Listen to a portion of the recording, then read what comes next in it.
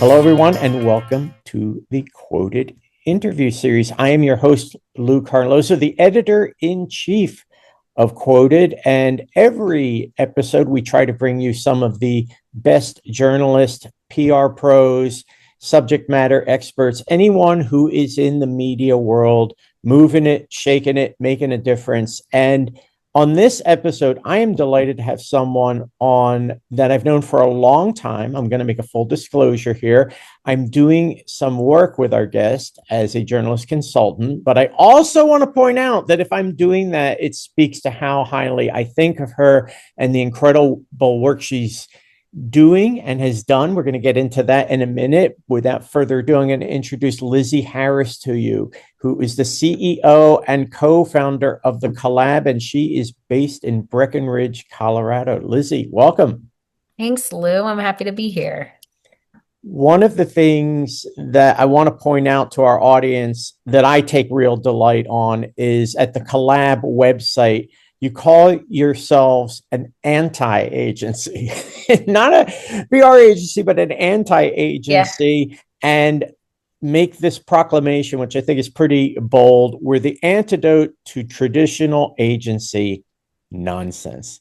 So if you can take me inside the thinking there and why you think that is such an important point to make. I think a lot of agencies would want to say right off the bat, well, we're tried and true and we know the best practices, blah, blah, blah, blah, blah. You're coming from a very different angle here.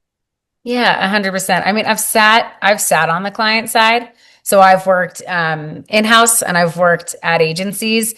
And something that I found is that PR and reporters, PR people and reporters and brands all need each other, but somehow that relationship feels really broken. I think there's not as much transparency as there needs to be. I think there's often miscommunication, smoke and mirrors when it comes to metrics, and in what should be such a symbiotic relationship. There's just a lot of fractures, is what I would say. And so we built the Colab to fix all those things, to be hell-bent on communication and metrics and transparency. And we see ourselves as an extension of the brand, not a vendor. And frankly, when we really position ourselves like that, both in our content on the website, but also in the way that we interact with the client, we're treated like more of a partner than a vendor. And I think that yields better results in the long run. That's fabulous. And I just realized something because I have been saying collab, it's collab, and there's a pun there working. A good Yeah, one. there's a pun there. Very good. Yeah. It's fine. It doesn't matter how you say it, but yeah. Fantastic. Now, in terms of how you make all of this visible and tangible with clients, get us inside the way that you like to work with different people. You're describing what sounds like to me, please correct me if I didn't get it, this interdependence between all of the parties involved, this clear channel of communication, this ability for everybody to get on the same page. Not always easy. How do you do it?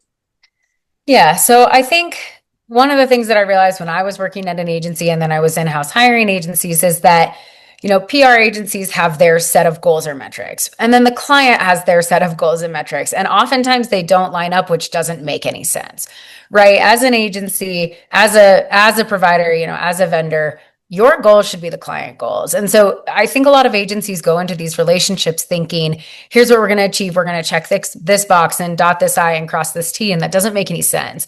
The question should be on the client. Like, what are you truly trying to achieve here? What are the goals that you want at the end of the week, month, quarter, year? And then it's up to the PR pro to figure out how to achieve those goals, right? But it doesn't make sense for the agency to be impressing the metrics onto the client. And so I think when the agency and the client are aligned on exactly what needs to be achieved, when it needs to be achieved, by how it needs to be achieved. When you're all working towards the same goalpost, that is really where a highly productive relationship comes into play. Is when you're working towards the same goal. That's fabulous because I don't know that everybody thinks of it that way. In fact, I've encountered quite a few agencies and people, very good people in many instances, but it's that goal. Got to get the placement, got to grab the spot for my client or my subject matter expert in the press. It seems like while that can produce a result, it's a bit short-sighted. That's right. It just doesn't make any sense if your goals don't line up with your client's goals. There's no point in having those goals. And I think a lot of agencies are focused on deliverable in a way that makes the agency look very productive, right? And very good. And things like, at the end of the quarter, they can say, well, we delivered these 10 things. But if those 10 things can't be brought to the board, right? And say, look what we were able to move the needle on, whether that's, visibility in the press or driving new leads or LLM recognition, things like that. If those aren't things that the board cares about, then you shouldn't be delivering on those items because your stakeholder within the organization can't report on them either. Now, with all of that, there is a twin pillar here. And I think it is important enough to say that it is a pillar. A lot of times as a journalist, I'm asked by people, well, look, we want to achieve these results in the industry. What more can you tell us about how to do that? And I say this time and time again, it's to posit yourself as a subject matter expert. The difficulty with that is always that there is a noise floor to rise above, which makes it all the more incredible to me what you've done with the Colab Brief. It's got a huge following. It's getting out there and getting a message across, but it's also generous in that, to me, you are passing on knowledge that is useful to people. There's no catch. There's nothing that's being asked for in return. You're just trying to spread best practices. How did it come about? And how did you get to the point where there are, I want to say, 20,000 people subscribed to this at this point or more? Yeah, I mean, it kind of comes back to what I was saying in the beginning, and that there's like this should be such a symbiotic relationship, right? Journalists need PR pros need journalists, and yet somehow there's this friction and it's so unnecessary. And I think part of the friction comes from PR people not being able to stand up to their clients and in a productive way. But clients are going to be inherently self-serving, right? Their entire goal typically has to do with generating visibility and awareness. But strong PR pros know that you really have to go about that in a way that's much more objective than that. It's not as straightforward. And you have to act in service to the journalist, right? So journalists have to write so many stories and they have to be have depth and breadth and be well researched. And if you're not able to aid that journalist or that reporter in that way, they're not just going to take your story for face value and report on it, right? Because it doesn't cater to their audience. So when you talk about being this subject matter expert, I think so many executives get caught in thinking that the subject matter happens to do with all of the happenings within the four walls of their company, when ultimately it has to do with the industry as a whole and the news that's impacting that industry and the rules and regulation and the politics around it, and downstream who the end user is, right? Like, who are the customers, who are the clients, who are the recipients of these products or services. And when you can think about it in a much more holistic way, that is what works. That's what we talk about of being in service to the journalist, right? That's what can establish these as executives as thought leaders, as subject matter experts. And that's also what creates trust between the journalist and your client. And so, you referenced the brief.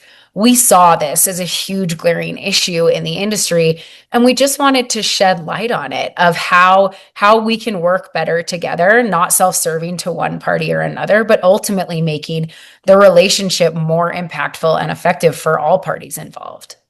The light. We thought so too.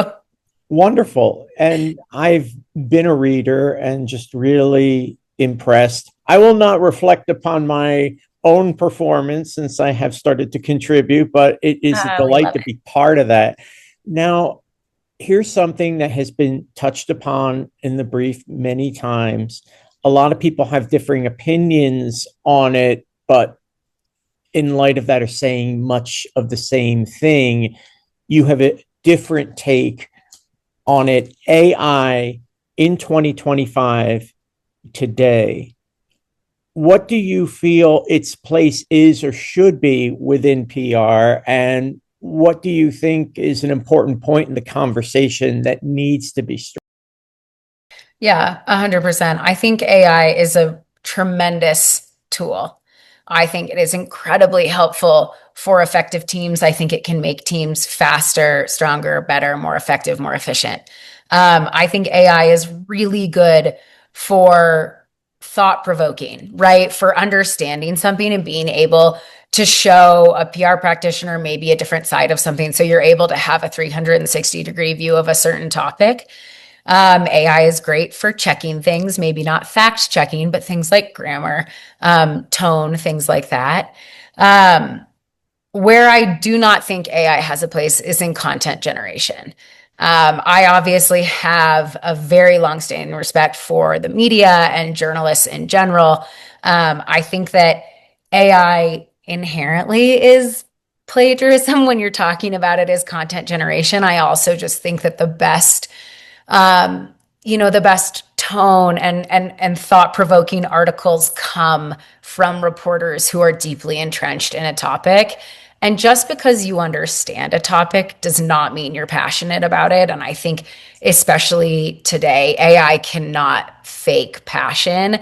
And I think you'll see that, that some of the best articles I've ever read, and I can think of them off the top of my head over the last several years, the one thing that really shone through wasn't the stats and wasn't the figures or the facts. It was truly this tone of passion. And that's really what you get when working with a journalist or reporter. So that's where I don't think AI has a place. I think it's a tool, not a team member. Right on. And it just reminds me of something that one of my journalism mentors taught to me. And once I learned it, I never forgot it. And I keep it in mind with every piece.